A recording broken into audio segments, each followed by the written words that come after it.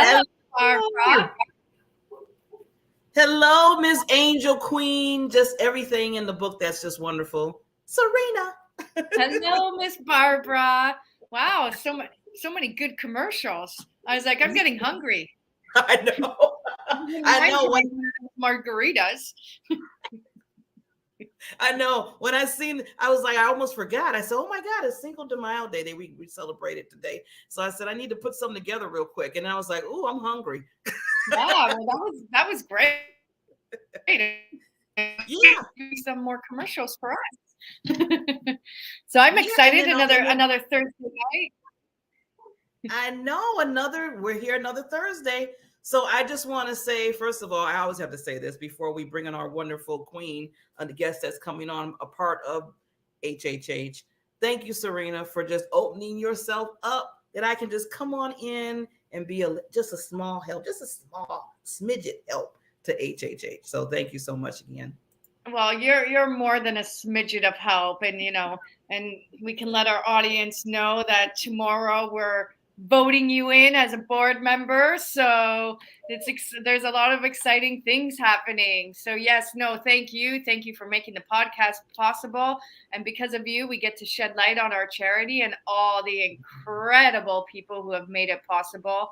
And I know you have an incredible bio to read right now, because without Patricia, actually none of this at all would be possible, because she introduced you to me, and this is how this is all taken off. And again, we've mentioned her in every show, Yeah. So it's great to have her come on and tell her incredible story. It's going to be So yes, now we're going to get right into. So we're going to do quick HHH reminder for people, and then we're going to get right to this fabulous lady, Miss Patricia, and I'm going to let her describe herself because she's phenomenal. So we're going to get right to her. My name is Serena Bufalino. I am the founder of Help Heal Humanity. My career started off as a special education teacher. When my students found out that there were kids in this world that did not have the right to go to school, inspired them. The concept behind the Haiti School Building Project was a small handful of youth in Toronto would help a small handful of youth here in Haiti. The Haiti School Building Project finally opened up last year, September 2018. It has successfully been running for 7 months now, and what I have seen is nothing shy of beautiful. One person with the support of others can literally transform the planet.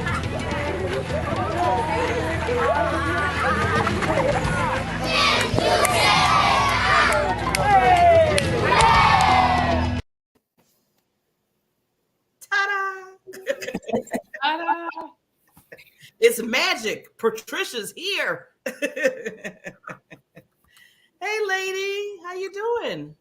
I'm really good, thank you. Nice to see everybody tonight. And yeah, Cinco de Mayo, happy day. And you're right. I looked at that margarita and I went, gee. And you know what's funny? We don't even really drink alcohol. I know you're not a drinker, and I'm not a drinker. It looks like I should have one. Yeah. Okay, we'll celebrate another time. Another time, yeah. So, Miss Patricia, we are so happy to have you on. Like Serena said, I wouldn't have knew any of this if it wasn't for your loving heart and, showing me the way. We talked. We had an interview together on my show. And then you said, you got to meet Serena. You got to meet this wonderful. I'm like, okay. Because you were just, and then we met, we talked, and this is where we're at right now. Connections are a beautiful thing. So thank you, lady, for doing that. And coming back, because I haven't seen you after that. It's like, okay, wait a minute. I don't want to lose Patricia. Yeah. Yes, the world spins a little bit sometimes. Yeah. So we want to, let the guests know who, if you could say who you are, because like I said, you do a lot of things, and then talk a little bit about, your connection with Help Humanity. Wow. So, I mean, yes, I have put it this way. I've worn many hats and I still wear several hats. My world has been always business and art. So I think, from my early days of banking and property management and being an entrepreneur, I always had my fingers in the art world. And that became, a pretty significant obsession. And I played that hand out now well over 40 plus years in the art world. I was laughing because my first drawing actually sold in Regina for $5. And we were talking about the gallery that came in, and the owner of the gallery, I was working at the bank at the time, and I had my drawings on my desk, and he went, wow, these are like incredible. Why don't we try and sell them in the gallery? And he said, I'll pay you for them and then I'll sell them. And he paid me $5. And I'm like, I thought I was like, wow, this is great. So mind you, that goes back, almost 5 decades. So so in addition to the art world business, I've always had a really strong feeling that the world really does need to embrace arms around the child, arms around ourselves. And I've always been part of, I would say, the mentality where it's better to serve than it is to be served. And that has always been in my life forever. Like I volunteered.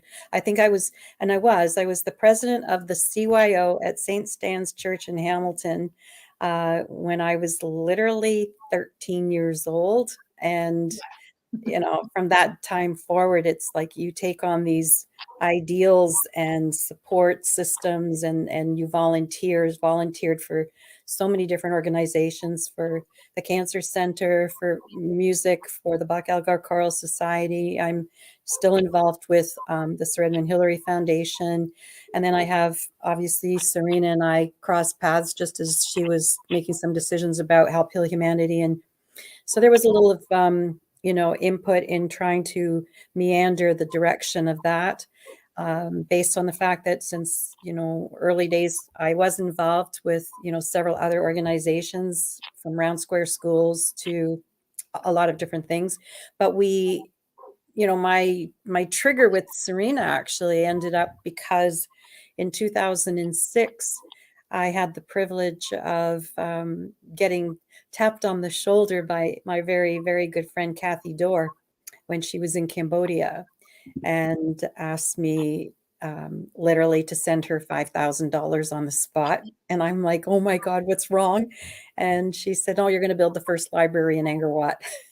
So that became sort of like a love affair that hasn't gone away. And then so spiraling forward, I'm advising, I think, is where I'm at right now. I'm taking a few steps forward in the art world, in the art career, which, in order for me to do that, I have to manage my time. I have to manage my priorities, and of course, you can only do so much, at one time. And in order for things to actually move forward, it does take a village. And I think, Barbara, congratulations on working with Help Heal Humanity. I'm really excited. I know in the very beginning, we had so many nice opportunities to celebrate with you and with the Diamond Factor, and raise some money. And that was really, really special. A lot of really positive relationships have come from, all of these networking opportunities. And so I think that's a little bit of the gist there. Well, I know I always say I'm going to keep my mouth shut, but I can't do it because we're talking. I mean, Patricia is totally downplayed, Yes. downplayed Yes, everything. yes, right? she is. I mean, this woman and her accomplishments in her business life and her artistic life, and then the benefit of her and I connecting, and then everything that she brought to the table, because Help Heal Humanity wouldn't be where it is without her guidance, without her support, without her projects, without her connections, right? So she's played like a massive role in building this charity. And so she's just sitting there like, yeah, I advise a little bit, but it's so much greater than that. And, it's, everybody in the USA has come to us through Patricia. So, I mean, we wouldn't even have a USA board and or committee and or any of that if it wasn't for all of her networks and contacts. and then all the wonderful work that she does, you know. And I mean, I'm not sure if you want to go there, Patricia, but like what your school in Cambodia, I mean, that is, you know, you're running the show there and you've been doing that for years. I mean, do you want to talk Sure. about that? So it's, you know, the story is quite an elegant story, and I love telling it with sort of, it's got such an emotional aspect to it. When I was actually working for the bank in the 70s, one of this was during the time that, you know, the Khmer Rouge, and under the rulings of Pol Pot, you know, there was a significant genocide taking place in Cambodia. And the girl that worked along with us in the branch had escaped Cambodia without her family and was able to get to Canada.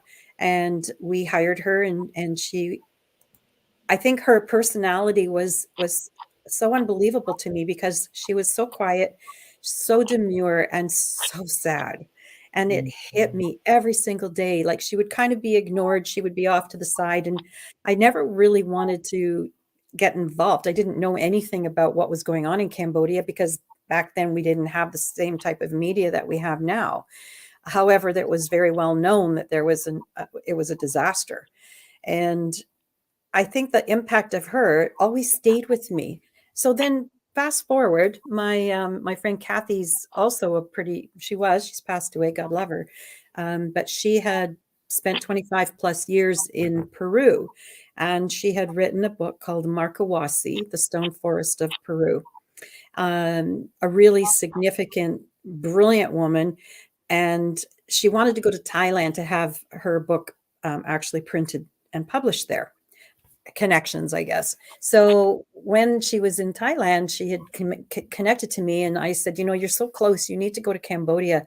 I've always been fascinated with Angkor Wat, you know, one of the wonders of the world. And she said, yeah, you know what? It's so close. I think I'll take a flight down there. So she arrives into Angkor Wat, which it's, you know, the beautiful sandstone temples. It's isolated with a moat around it.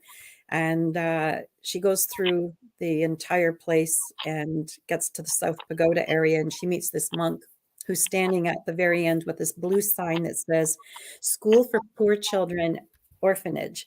And also then on the side, she sees all of the buildings that were just like bullet holes through them. The roofs are all torn apart. There is a cement pad on the ground. And so she asked, what was this? You know, this seemed so out of place. And she was informed that because it was such an eyesore, that the government wanted to shut them down. And Master Cowan, who was the head of the pagoda there, was third or fourth, fifth generation of gatekeepers to Angkor Wat. And he was devastated that he would have to leave. So his mind said, what if I could create a library, and we could go into the cemetery, and the cemetery stones there are called stupas.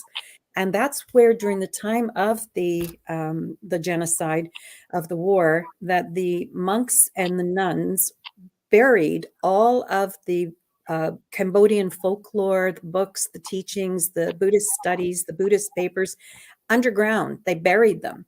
And so in these REITs. So of course, and then Master Cowan believed that if UNESCO, who was coming in from, you know, with Australia money and Japan, if they're going to do some work in Angkor, then if he could have a building there, they're going to be enticing, you know, more people to come and visit. Tourism would be increased, and the livelihood could sustain itself.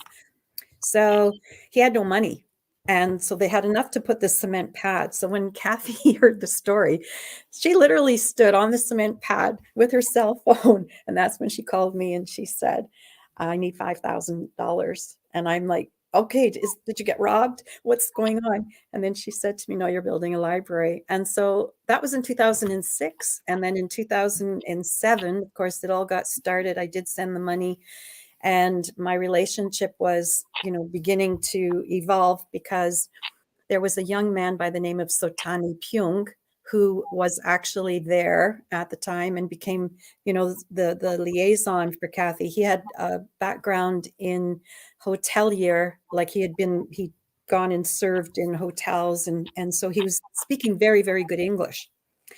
So I had the fortune of getting a phone call one day in 2007. Our friends were going to organize a trip to China, and they invited my husband and I, and I'm begging to go because I just want to go so badly. And long story short, he said no. I said yes. It's my birthday present. You are going, and we did go. So we're now booking the plans to China, and I said, with it being my birthday, I really want to go to Cambodia. And he goes, there's no way you're going from China to Cambodia. And I said, it's this close. It's like, it's not that far. So nobody else on our trip wanted to go. So we did manage to go the extra 4 or 5 days. I landed in, we flew from Hong Kong or Shanghai to Thailand. And then from Bangkok, we got into Siem Reap, and Tani met us and took me to meet Master Kawan, who I had an instant, oh my God, I cannot believe this is a human being. He's an angel. And we formed such a strong bond. And I really felt that the world needed to see and to be continued with this area, like Angkor Wat being such a very, very highly, beautiful, powerful, spiritual place. I don't know, sometimes in life you just get a calling and you know that it's meant for you. So I felt that that had been my calling. So I continued in a conversation with him about when I got home, and I said, this place needs a lot more. You don't even have bathrooms. You don't have showers. You have nowhere to sleep. You're sleeping on the ground in these, terrible places. And with the monsoons, because of the weather there, they have so much flooding. So everything is up on stakes, their way that they live. I kind of like nestled into what can I do next? And I asked them to put together a plan. And the plan was, could we build a bathroom, shower, kitchen? Could we fix these buildings? And we said, yes, we could. I had a very, very, very lucky break when another really good friend of mine, Monsignor Brad Massman, agreed that he would assist me in helping to raise some money. So we did. And we started that project. And then it evolved. I liked sharing this part because it does fit with what our whole raison d'etre, like why do we do what we do? So because Cambodia had suffered so much genocide, so much death, 2 million people, they burned all the books, all the scholars, all the glasses were crushed and burned. I mean, the mean age back about 10, 15 years ago in Cambodia was like 25 or 26. That was like the oldest persons, because all of the seniors, everyone had been murdered. And mostly though, all those of teachers, professors, anyone who had an academic background, because that was a threat to Pol Pot. So I think in that time frame, decided that if we could continue doing something special, it would have to happen then. So Master Kawan invited all the monks and nuns from Manila, from all the other countries in the area, to do a 3-day spiritual retreat on the grounds of Angkor Wat. It was the first time in over 30 years that any of them had ever gotten together. So what we did was we bought the material to buy all new garbs, all new robes for the monks and for the nuns. And there were over 500 of them that came, and they stayed on the grounds for 3 days, and they prayed. And they prayed, and they spoke, and they chanted, and they actually did. They all had an opportunity to express the grief of what humanity had suffered during that time, and that it could end, that the tears would actually wash the soil and permeate through Mother Gaia, so that the rest of the world could actually, continue to live in that healing.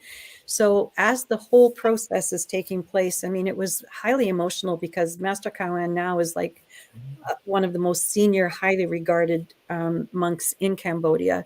And he could have literally just, if we didn't sort of progress into do what we chose to do, he would have just been sent off to Phnom Penh or in Vietnam, and he would have just been sitting in a monastery for the rest of his life. But now he's really, really, doing the work that, was meant to be. Our sort of like guiding light here is that, we have the wars that are taking place on the earth and all of the everything's so unsettled. And, another genocide taking place, another war in between Somalia, between Ukraine. I mean, the amount and the depth of so much suffering. How do we create that opportunity for a cessation of suffering? And how do we make that stop? And I think, and this is, it's not selfish, but I think that when you take, just like Serena, like with the intention of Haiti, the moment that you take something outside of yourself, that it's not about you anymore, and that you can do something. And even people saying, I don't know why you give away all your connections. You're connecting everybody all over the place.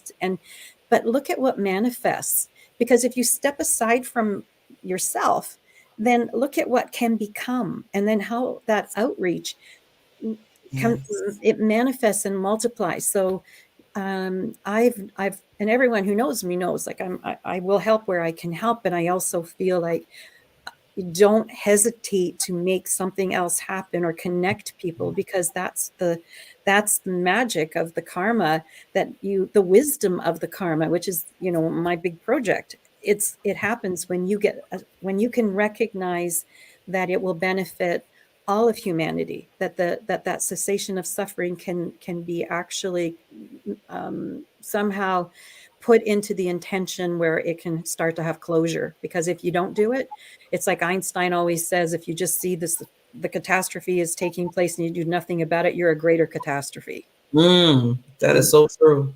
Yeah. Ooh, powerful. I was just thinking about when you said 2 million. I couldn't even register that in my brain when you said 2 million. And just when you talk about the tears, oh my God, I was like, where's my tissue? They actually, what was hard for me is to make it happen. I knew that we had to have, I knew that it would have to have purity. And this was the whole point. It was a complete purification of the land, of the souls, and there was a great deal of forgiveness, because a lot of the people are so young, and they cried for the death of their parents. They cried for the death of their grandparents. And yet they want to live in a state of joy and happiness. They would like to see the cessation of suffering. And it will only happen when the attitudes change, when there is calming and abiding. And I think that's where the most beautiful opportunity was there that first time. And it was videoed, and they sent me the videos, hours that they had put together. I don't think I could watch it. It's taken me years to actually be able to watch it. And because the impact is it's so raw. It's so raw. Yeah. I totally understand, because even when I sing, I mean, just anything like what you're saying with that. And then when I first got introduced to HHH and how Serena would just tell me these stories. I mean, she would just, she's really good storyteller. Serena's like, I'm talking to her. She's not here, right? She's a really good storyteller. You are too, Patricia. When you put it in a person's mind, you can't help. I mean, I can't even fathom how people can't understand how much that is a need, outside of here, in that small way, like when you think, I know this, the schooling in Haiti is it's just a little portion of something. The school in Africa is a little portion of something. All of these places that we've been connected to, even right now. So with Tani, we've been able to establish a small school in his village Romeus, and we built a little chicken farm, so that's sort of helping. And now the most beautiful opportunity has arisen. So there's a small mango tree farm, which I'm looking for people to help donate so that we can in fact purchase it.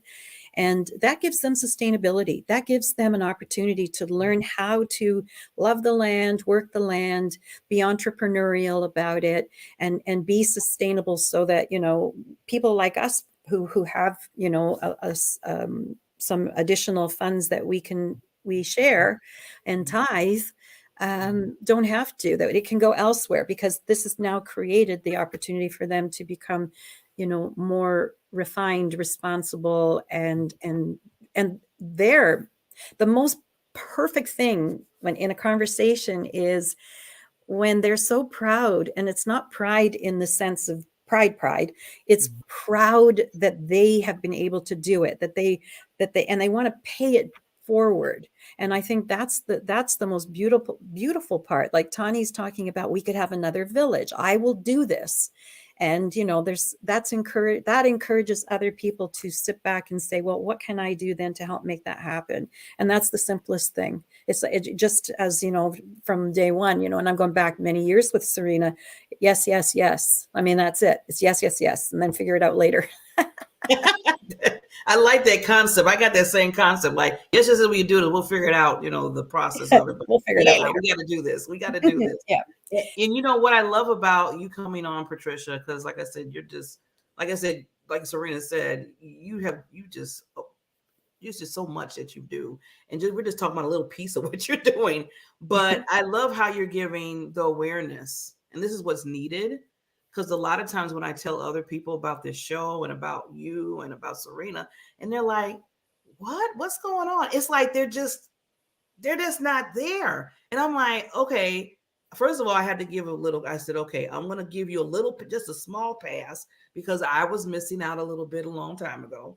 But now that you know, and you find out, and you have that awareness of what's going on in Cambodia and Haiti, and even in the United States, Yeah, that you can't help.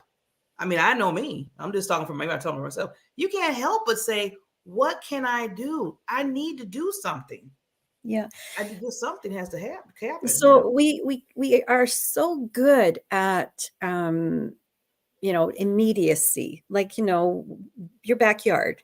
And I think that's really where it starts always. I mean, Serena, during the whole time of COVID, I mean, it was food delivery. It was going into the encampments. I mean, we realize that there's needs everywhere in the world. That is just simply how the structure of this universal Earth globe, Mother Gaia is. And so to be able to stretch your abilities, then you do a little bit everywhere. And I think that that's what makes it really enjoyable, but it also gives you a sense of, you know, there's a great deal of humility that's required to work with people. And, you know, I mean, you have to set things aside. I have had conversations with people that they're shocking. It shocks me the degree of narcissism that they have in them, that don't realize it. And yet, you know, to hold wealth. I always say, Ralph Waldo Emerson, without a rich heart, wealth is an ugly beggar, you know, and that lies in all of the things that I think about. So when you can do something for somebody, no matter how big or how small it is, and the thing is, if the opportunity is there in front of you and you turn away from it, it will haunt you. But if it's realistic and it's something you can do, then you've got to think about what's in front of you. Like, what is the message that's in front of me? Because it arrived, and you just got to play sometimes that hand out. But it's a higher degree of awareness, less of the self and more of others. And I think it's the way it should be. And you said it right there. You have to have a humble heart and have a open heart to say, you know what, it's not even about me. I'm to the point now. I said, it's not even about Barbara, whatever. Yeah. But it's about all these people that need help. And then the more I see things that are in need, the less I think about all the little things, that I'm going through. Something that I thought it was huge. And then when I see what you're doing, Patricia, and you're doing, Serena, I'm like, what am I talking about? This is nothing, you know. I think that's it. I mean, the service work and knowing that somehow you're able to help others and that continues to grow.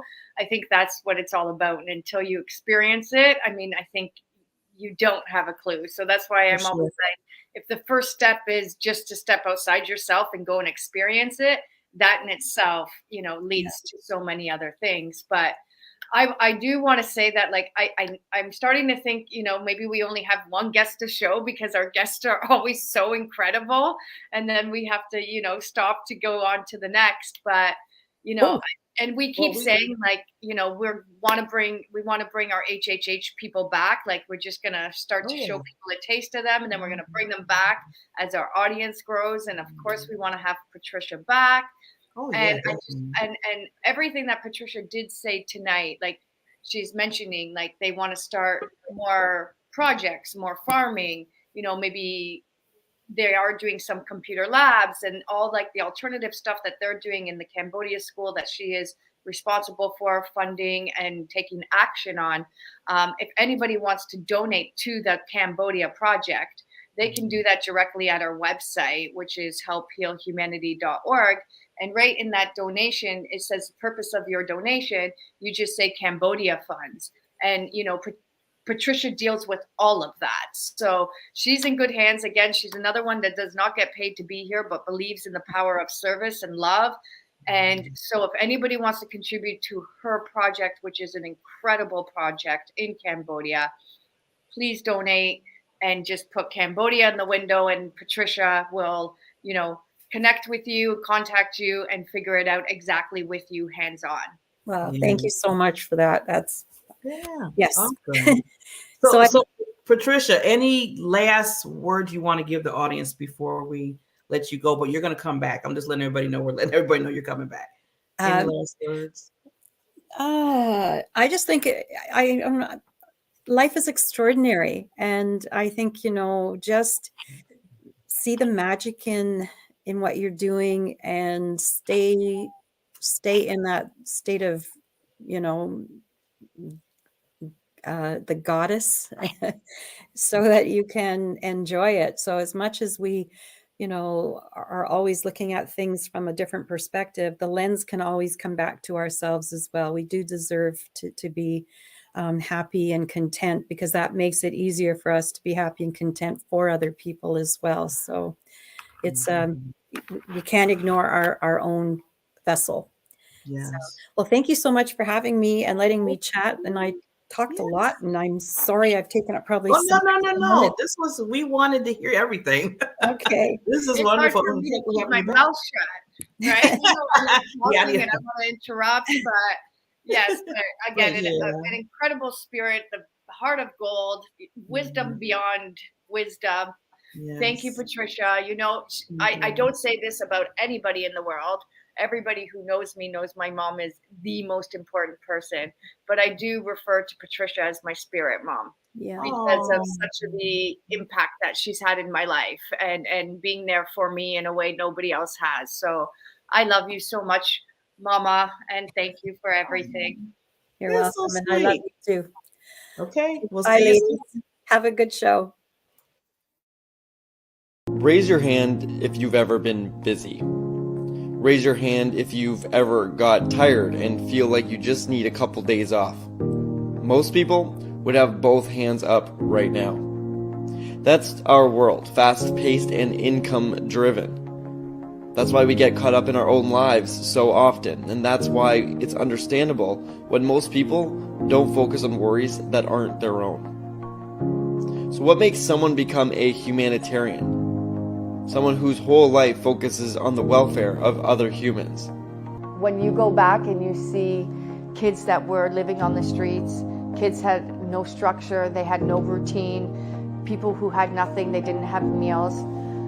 When you see that all of a sudden they're waking up, they have structure, they have something to do, they have a meal in their belly, their life changes completely. They, like I said, their self-esteem changes, their self-worth, their ability to know who they are in the world and what they have the potential of becoming, to give that hope, to give that dream, and then to watch people actually use that to do good for themselves and others it's amazing. It becomes an addiction.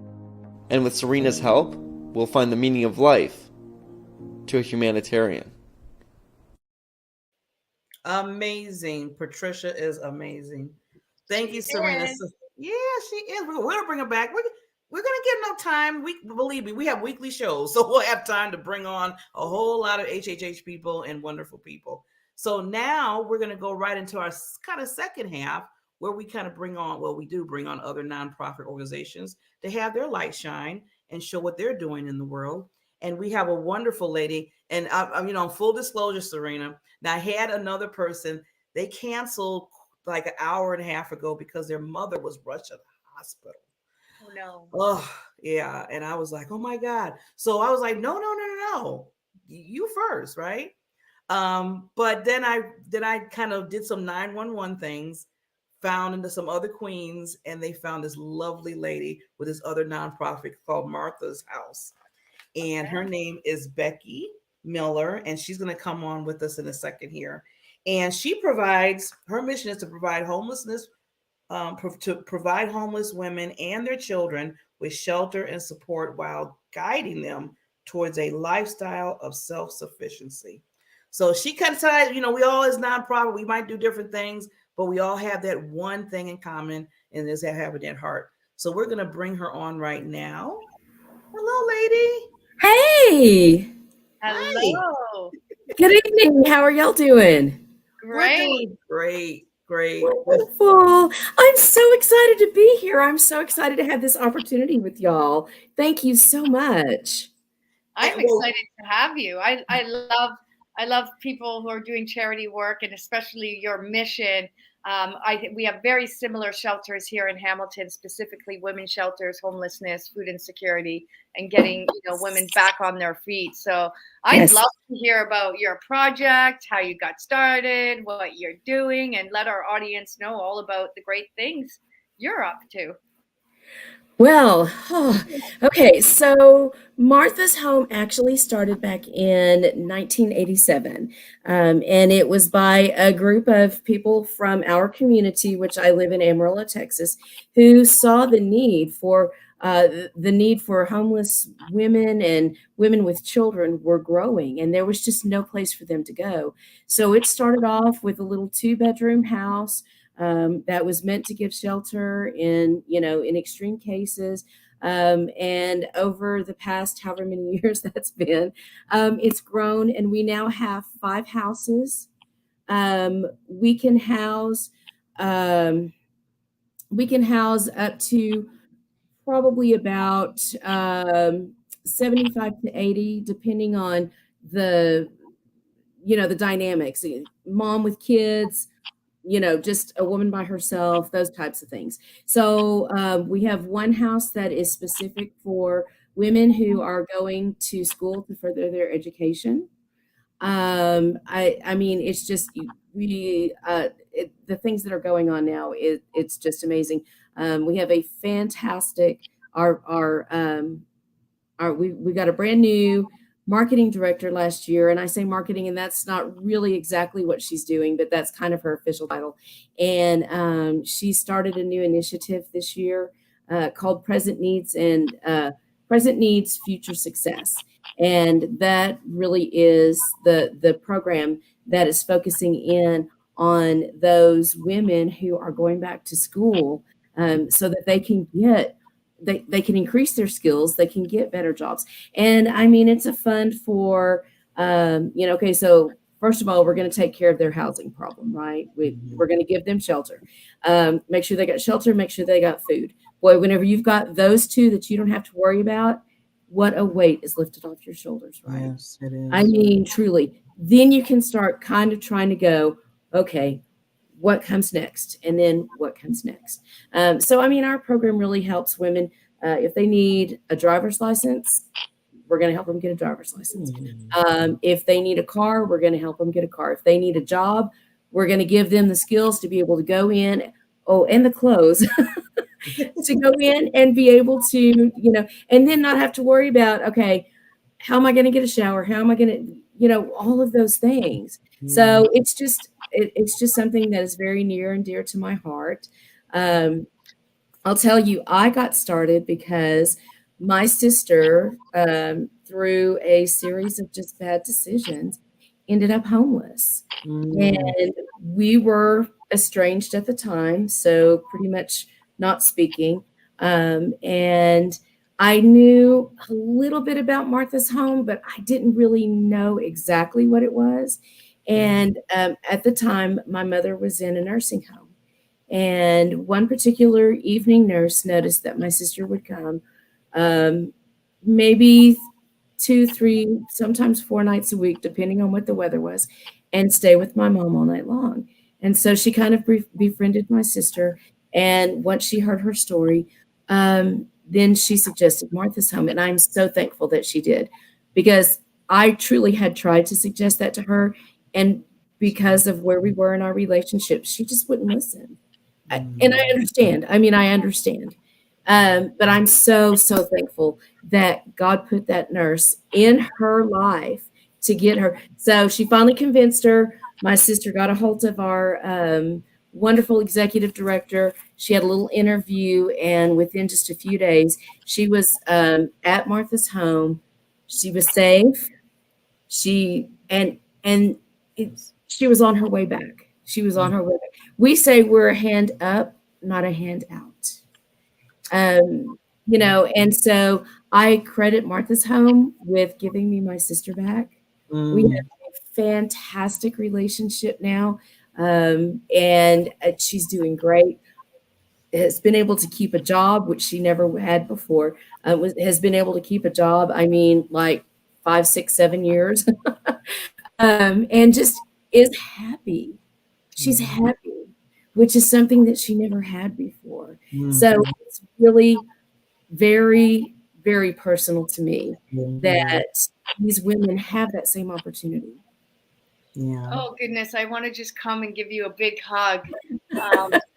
Because again, like, I have the exact relationship with my sister. And so I know when the emotional attachment is there, the way you're able to give and support is not the way you're able to do that with other people. And so I love hearing your story, because a lot of people sometimes ask me why I do what I do. And I'm like, I wasn't able to do it for my sister. So I'm hoping that somebody out there can do it for her while I do it for these kinds of kids, or now communities.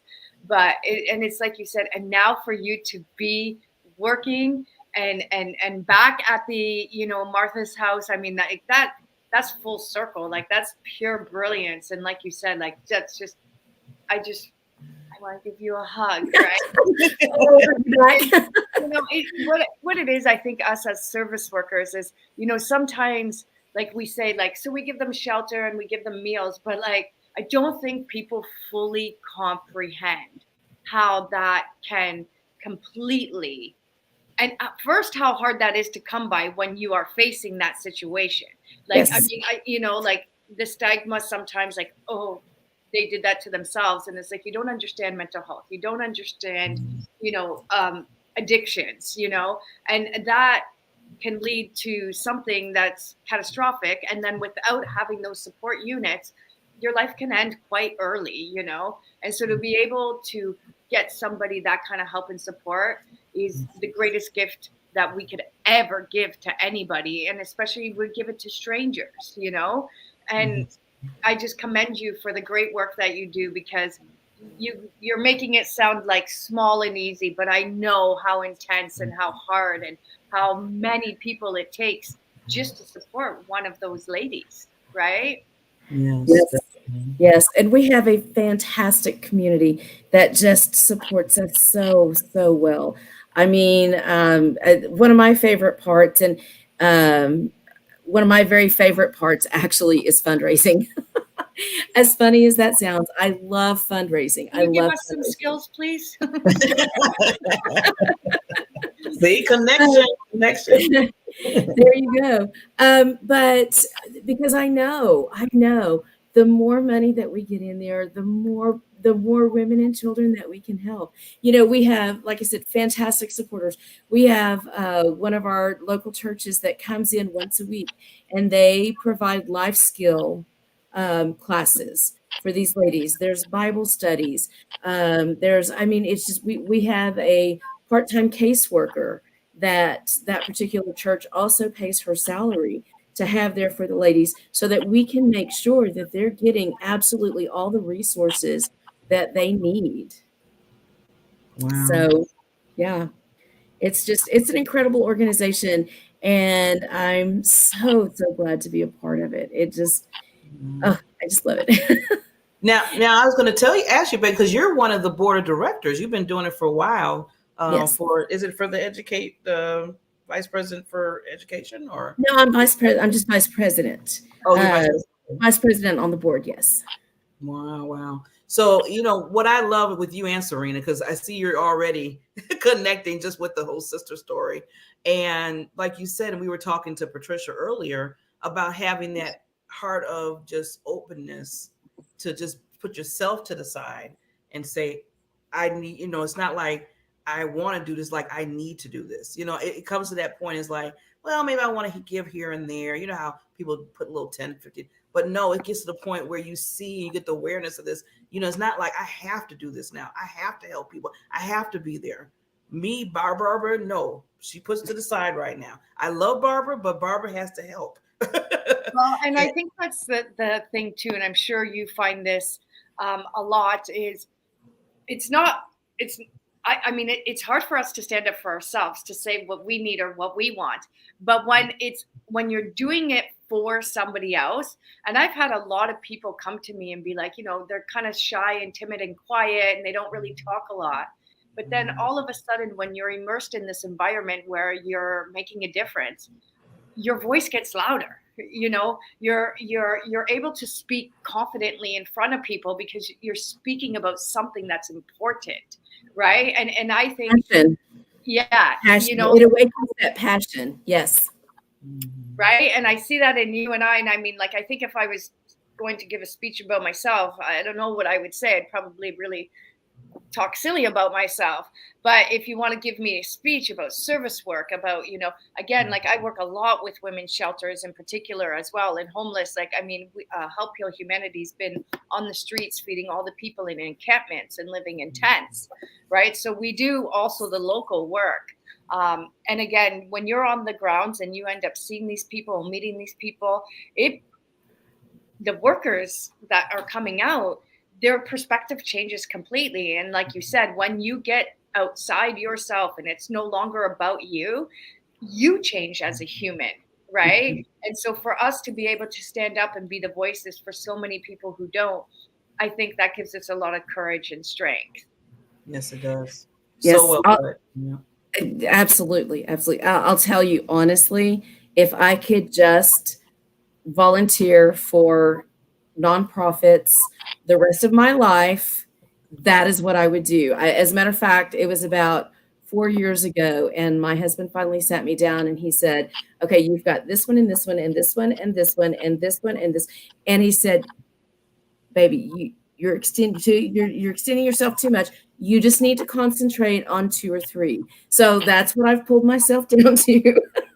But if I had the time, that's what I would do. I mean, that is what I would do, because there's so many worthy causes out there, so many things that people need help with, that it just it can be overwhelming if you let yourself think about it.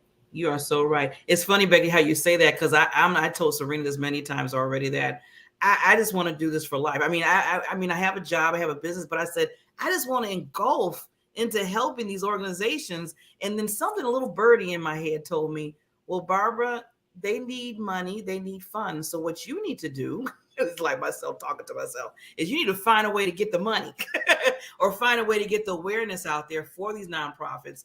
And so they can get more help. And that's where it seemed like that's just like my journey now. It's like, it just popped in my head. Like, I need to help these nonprofit organizations so they can have money to help the people that are needed. And that's, you need people in different areas, Absolutely. I'd love to learn more about, how, Help Heal Humanity, because, we're in the States and we're trying to extend our projects and our missions in the States. So maybe there's, some type of synergy where one of our board members can get in touch with you and see if there's some way where we can, give a certain percentage of our portions. I mean, we don't do a ton of fundraising, and we know COVID kind of really put a damper on us, but even if it's 10% of our funds, going back to other shelters. Like that's what we like to do, is keep it local and global. And as a USA charity, we want to make sure we're giving to the people on the grounds in the various states, right? So I'd love to get connected and learn more. Absolutely. I would love to have the opportunity to do that. And Absolutely. And that's why when with the Healing Humanity show, it's not always about our charity. Like Barbara made it very clear. The first half of the show, we're going to talk about the great work that we are doing. But the second half of the show, we're going to show all the other amazing charities, right? Because the viewers who are watching, they can choose what state, what country, what project they want to be involved in. And so, shedding light on amazing charities and organizations such as yours is, part of the good work. So I don't know, I'd say like, let our viewers and our audience know, like, how do they contact you guys? How do they learn more about you? Well, you can absolutely go to marthashome.org. All of the information is there. You'll get a little bit of our history, how we have acquired 5 houses. I mean, it's just been amazing. And I'm talking about houses, and I'm talking about 4 of them are on the same block, and then the other one is just across the street. So it's not, and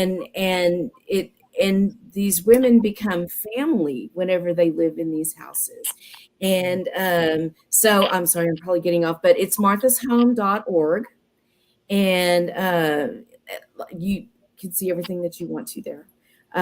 We do fun things like quarterly birthday parties. So for everybody who has a birthday party in that particular quarter, we have a local, one of those big mega movie theaters that's got the whole arcade and everything in it, right? And so they host our families, and then we honor whoever has a birthday that month. So we have cake and we have presents for them, and they get to go and they get to play in the arcade. And like we have fantastic community support. And some of these women have never had a birthday party. Wow. They've never had a cake that had their name on it. I mean, it just that alone. Well, that's what I always say. It's the smallest things that are like the biggest things. And the other thing that always humbles me beyond is how they're okay. Like they don't, the people in the shelters and the need and on the streets, when you give them a sandwich or sometimes you want to give them something else, they're very grateful and they don't ask for more. You know what I mean? They're not greedy. They're very, whatever they can get is a big gift, and it's something so small that we can do to have such a significant impact on another person's life. And again, it doesn't need to be big and massive. It is simply letting somebody experience their birthday for the first time where they're actually feeling special and recognized. Awesome. Yep.